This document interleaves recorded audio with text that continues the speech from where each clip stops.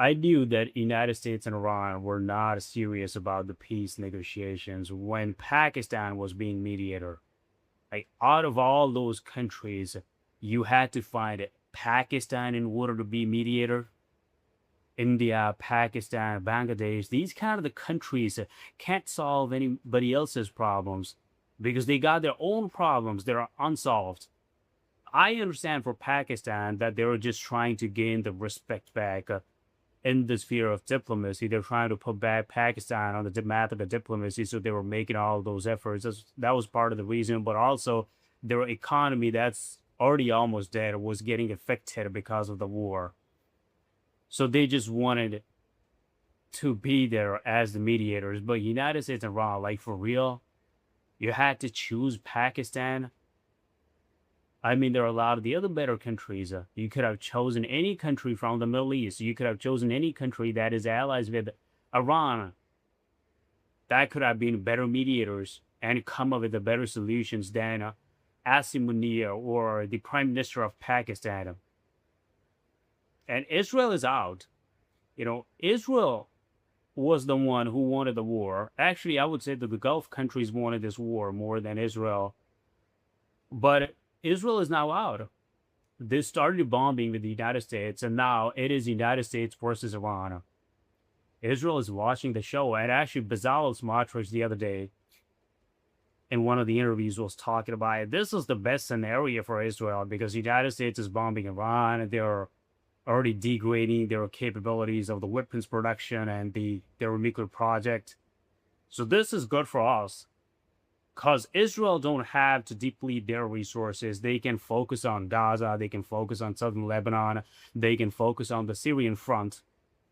But when it comes to the main cause of the problem, the United States is there bombing the shit out of them. So that's the best scenario for Israel. That's what Bezalel Smotrich said the other day in one of the interviews. Israel is out. The United States, Iran, and some poor Gulf countries. Poor Gulf countries are being bombed by Iran only because they're friends with the United States and they have the US bases. And see, this is one of the things I don't like about Iran. They're just randomly shooting the missiles here and there because there are US bases there.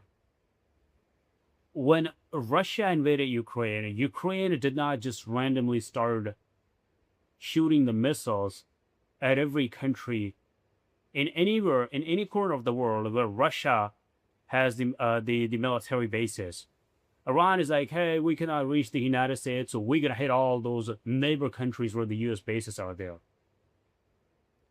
Maybe some of the Iranian supporters can find this justified, but I think this is just like bullying those poor countries. I mean, so there were the initial reports that UAE, Saudi Arabia, I guess even Qatar, they had been taking part in the bombing campaign in the Iran, but that was only because they started bombing those countries. What Iran needs to understand is that bigger than the Israel, the Saudi countries are their enemies. Because the Saudi countries have more problem than Iran than the Israel has. Israel didn't have to go out of all-out war with Iran. They were happy with assassinating their nuclear scientists. They were happy with, targeted killings of their leaders, of IRGC members, of their, physicists. They don't have to go on an all-out war. It was the Saudi countries, because of the Strait of Hormuz, who needed United States to bomb Iran. And actually, there were reports that the Saudi Prince MBZ wanted the United States to intensify those attacks. Because Iran cannot be in control of the Strait of Hormuz. Most of the Middle East oil that goes through the Strait of Hormuz. I mean, Iranian oil is not moving through there because of the sanctions. Most of the oil that goes through the Strait of Hormuz is the Saudi oil, the oil of those Gulf countries. And because Iran controls the Strait of Hormuz, the Saudis, they can't go, to against the Iranians. For the Gulf countries, the entire war is about the Strait of Hormuz. They do not want Iran to be the only controller of Strait of Hormuz. That is why they had been convincing President Trump to bomb the shit out of them.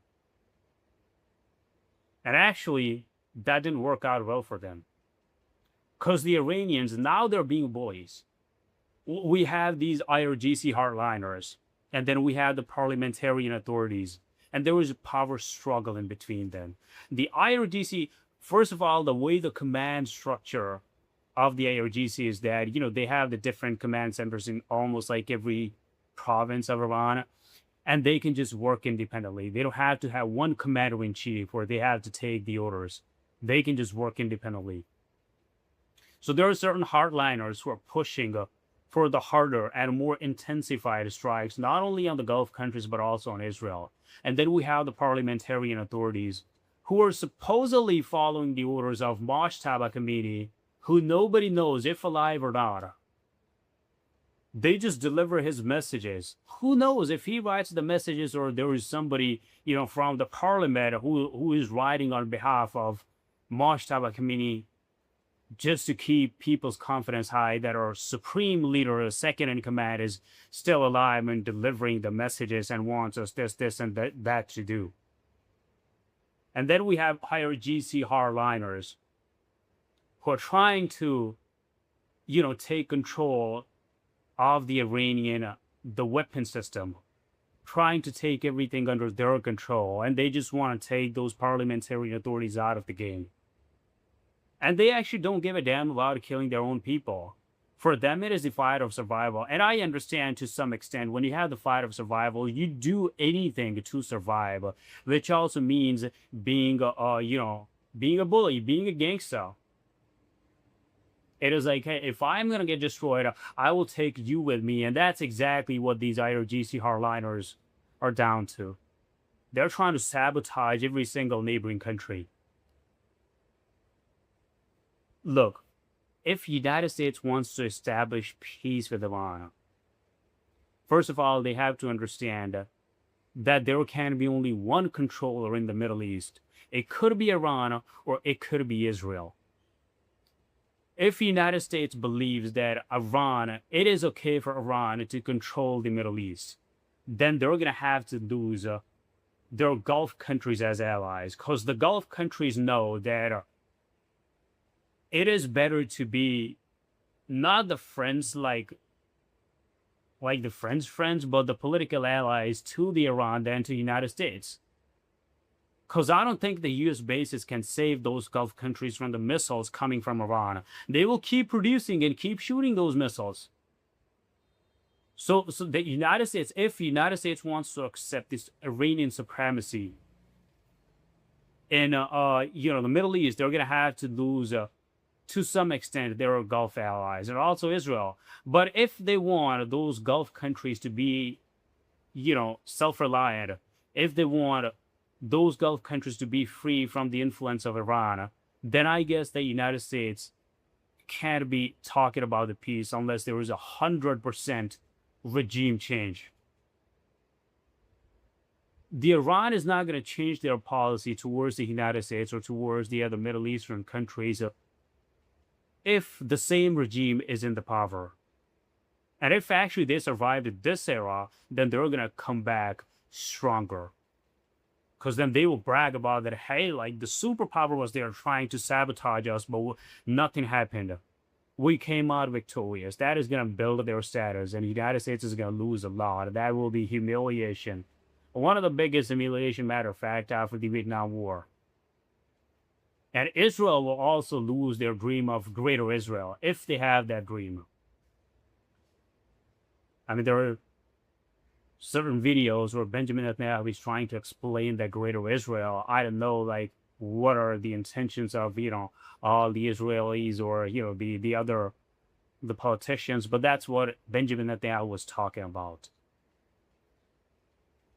If the United States wants to control the Middle East, Iran has to go. Not saying that United States should decimate the Iran, but the regime has to be changed. Not like on the internet, but in reality. About the peace negotiations, it depends how you define the peace. There cannot be any peace in the sense the way there is peace between the United States and the Europe.